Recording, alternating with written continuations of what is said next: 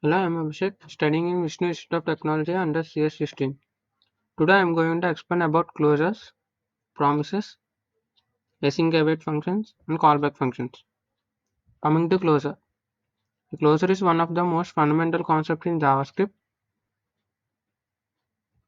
A closure is created when a function is able to access the variables that are defined outside of its scope even after the outer function has finished executing.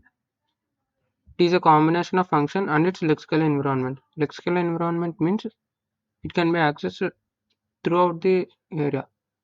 In JavaScript, every function is a closure function. Let us look at this example. Here, multiplier is a function which consists of factor as its parameter. It returns another function which gives the number into factor, where the number is the argument to this function.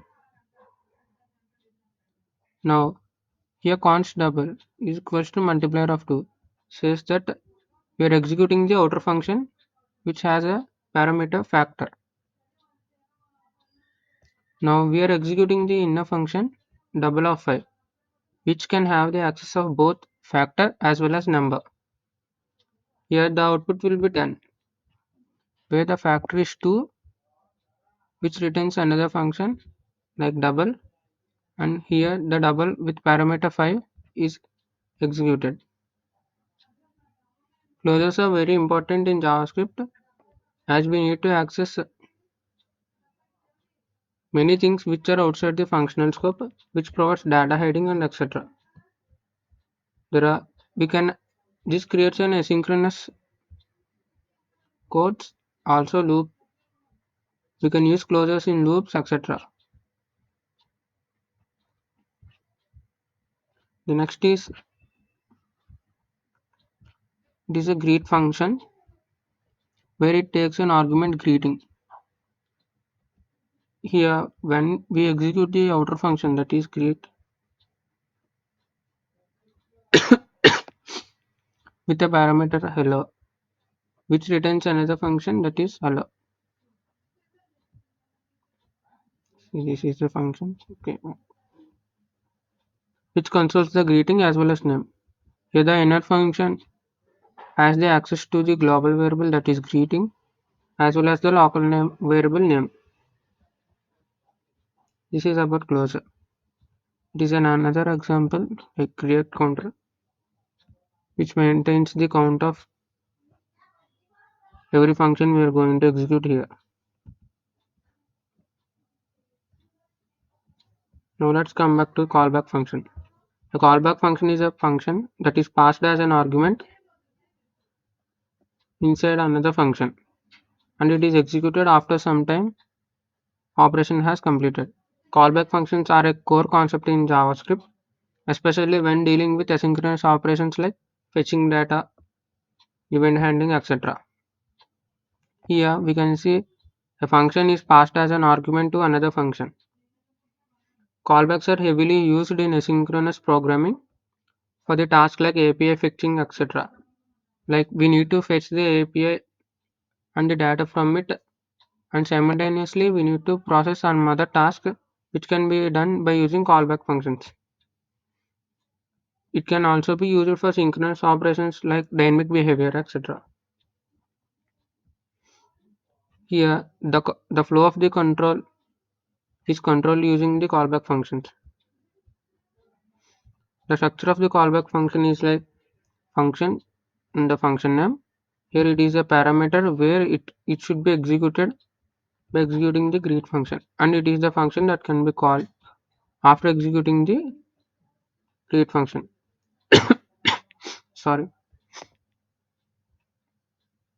like when we execute the greet function here, greet Abhishek and ask question. These are the two parameters that are passed in the greet function, right? Here the name is Abhishek, and after consoling the name, it callbacks the function that is passed here, which is ask question. After executing the name, here consoling the name, this function is executed. How are you? Here the output will be Abhishek and followed by how are you. where the name is executed first, and after a successful execution of the first parameter, this function is called, where we are returning or consoling some information.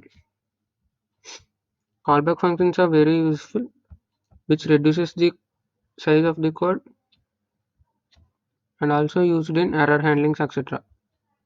It can be also used in mathematical operations,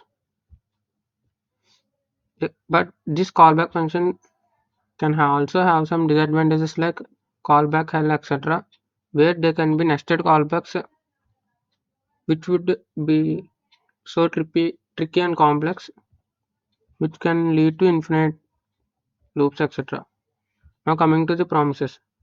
Promises are introduced in ES6 to handle the asynchronous operations more efficiently.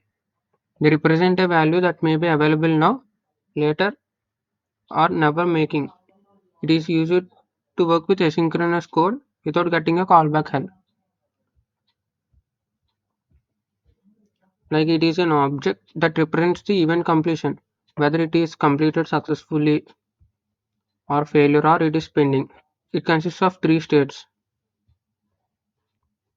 like pending state, the promise which is in process and hasn't been released yet, that is resolved yet, then it is known as pending state. Fulfilled, which is also known as resolved state. The operation was successful and the promise has a result. No rejected state. The operation is failed and the promise had a reason to the failure. These are the three states in the promises. We can create a promise by this following syntax. Here it is a function which checks whether the number is greater than 10 or not. Here we wrote a promise, like return new promise, resolve reject. The number is greater than 10, then the promise is said to be successful and it returns some value. And if it is not, the promise gets rejected. If the promise is successful, that is resolved, then these lines are executed. See, if the promise is rejected, then these are executed. With the help of this, we can handle the asynchronous operations simultaneously, where it helps in maintaining code control, but it can also lead to promise chaining. Like if this block is executed, this promise is resolved, then another promise need to be implemented here. And if that promise is resolved, then another promise is needs to be resolved there. This is known as promise chaining. There are also some methods like promise all settled, etc. Promise any. With the help of promises, we can avoid callback help by using then. Like it is the end of the promise, like executing. Suppose if there is a document to be opened, then we write a promise to open the document successfully. If the document is successfully opened, we use that function we execute that function with then. If that function is executed, like the file is opened successfully, then we need to print the data. Otherwise, we log the error. It provides better handling with try catch blocks, etc., where we can handle the errors. But it is not like it is better to use promises, but it is not more efficient, and hence we introduced something like async await functions. Async await functions are introduced in ES8, which are used to work similar to the process of promises but more efficiently. It allows you to write the code operations in a way that behaves like a synchronous code and making it easier to read and understand. The syntax of async await is like this is by declaring the function as async, it returns a promise similar to promises. The resolved value of the promise is returned when the function is called. Here we call the function, right?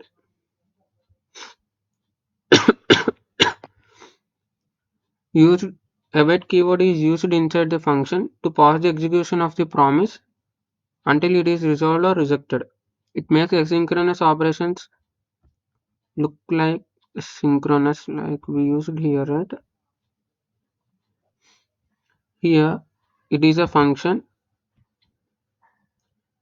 that is used for some purpose. Let success is equal to true. We declare success as true, and if success, it is obviously true, and it returns something which is a promise that resolves something. And here we declared another function, async function handle data.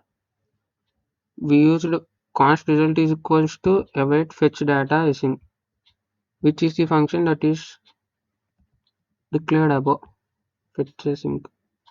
Like this async function awaits this handle data. Handle data awaits until the fetch async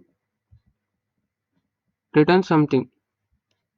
Until it gives something, some return value, this handle data function awaits, and that result is stored and it will be displayed or it can be handled everywhere. Like we call this function, right? After calling this, the execution, the control goes here and it executes the fetch data async. Here it executes this if block and it can be stored in result variable. Later we can use whatever we can do with the result block. From the above, the best preferred way to use async await functions where it can be used in real-time scenarios like in Swiggy application or some applications. We need to wait until we need to perform asynchronous operations, right?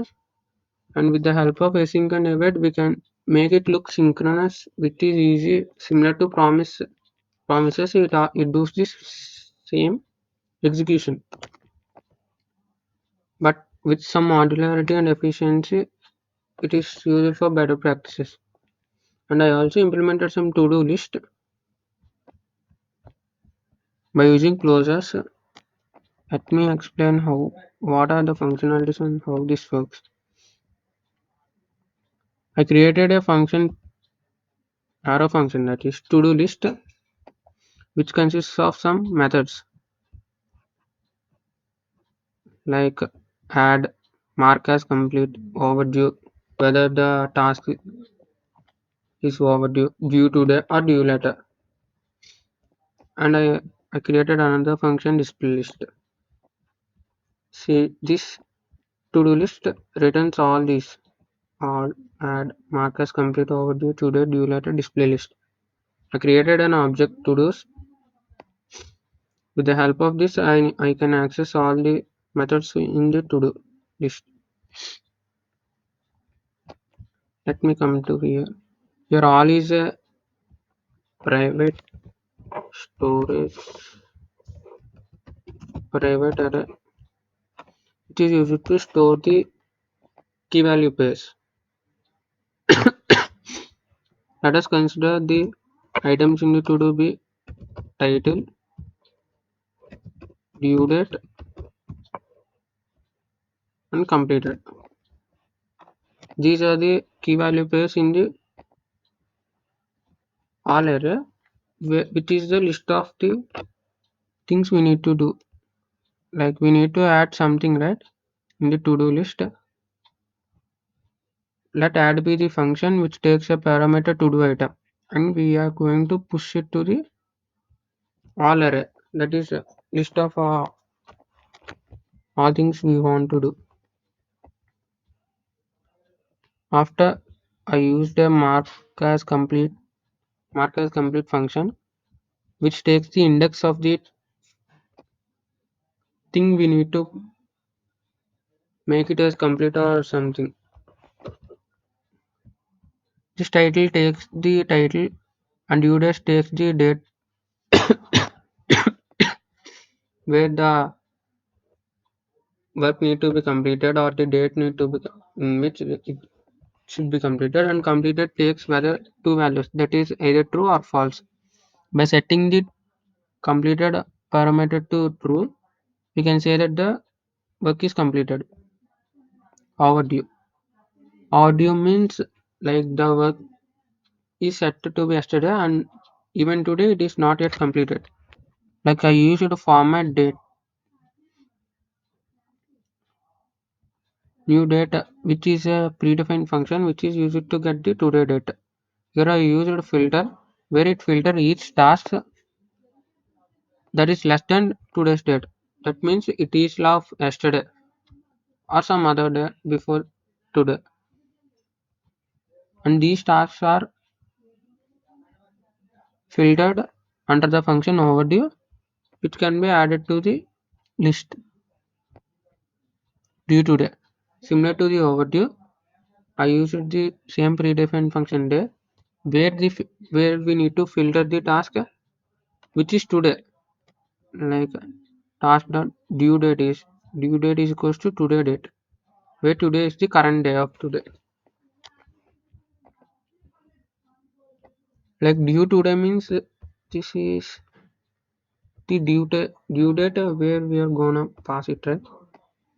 And due later is similarly the day which is greater than today, that is tomorrow, day after tomorrow, etc. Here to display list is the function which takes the list, that is all, and displays all the works we are going to be appended into the list. Here I categorized them with the on the format of date. Like I mapped each task whether it is completed or not. If it is completed, it prints X, which is used to be for which is for better visualization whether the task is completed or not. If the task is completed, that is if the task dot completed value is true, then it is printing X with the title and the due date. If the due date is today, then there is no need to print the date, right? Like we need not know whether when the task is completed or something. If there is if the due date is yesterday or tomorrow, we need to have some knowledge about the date whether we should complete it or not, right? Hence I mapped each task whether it is completed today or yesterday, or it is not completed yesterday, today, or some other day. And I joined all of them with the separator like new line. Here I created an object to do and formatted date. D is equals to like formatting the date with the separators, like this is the argument of the date and we are formatting with the first index where today is equals to new date, means the today date. We store the today date value to date today and we format it accordingly to our use today. Yesterday means the date which is before, right? Before today, like date minus 1, and tomorrow is plus 1. If we need to add something like we need to change here due later, etc. Like to do dot add of title due date yesterday. Yesterday means the today day minus 1 and completed false. This is added to the all list. Similarly, all of these are added like due day today completed false and due day today completed true. Due day yesterday completed true. Like in order to hide the complex functions and all, we use this variable, and we can also create a day after day, like day after tomorrow, etc. Here const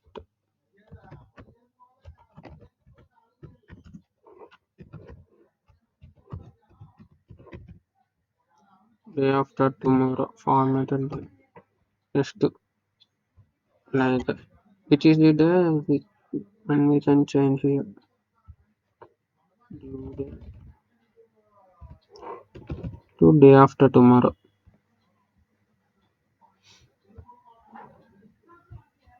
And also we can like this.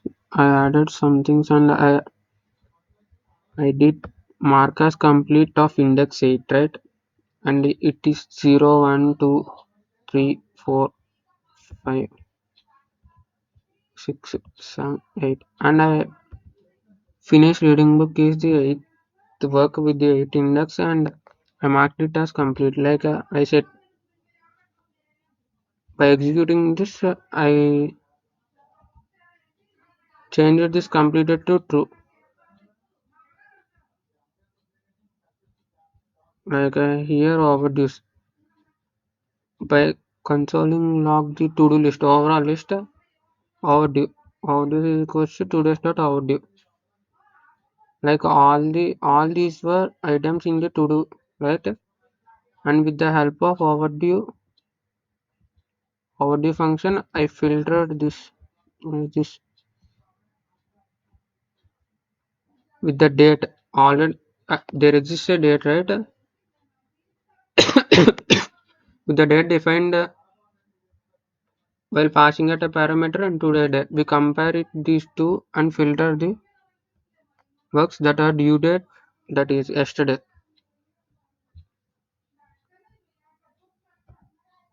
And I pass those filtered items to the display list items. It is an error. This is the formatted over this. Like I'm going to console log all this. Similarly, I filter all the elements or items which are going to be executed today. That is the date of the today.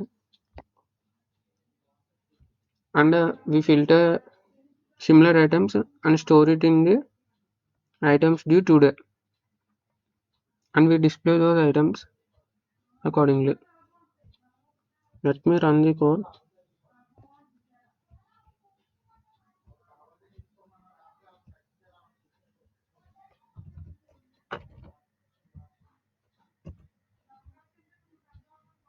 See,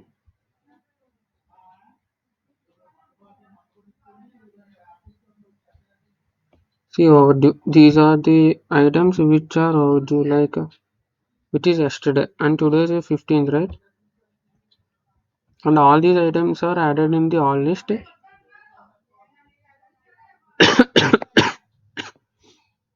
Sorry. And we are going to filter these according to the date. Like the date passed here is 14th,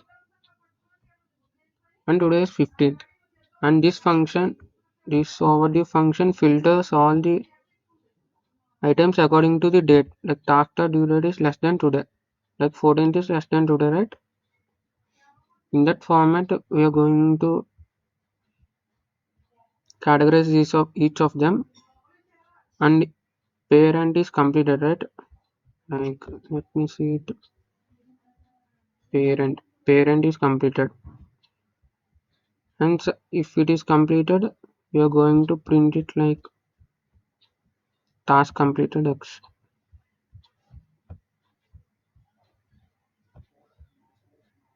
That is it, friends. I learned a lot by doing this application or something. It is a small level application, but it really gave me a chance to revise all the basics. And these were very fundamentals in JavaScript. Thank you.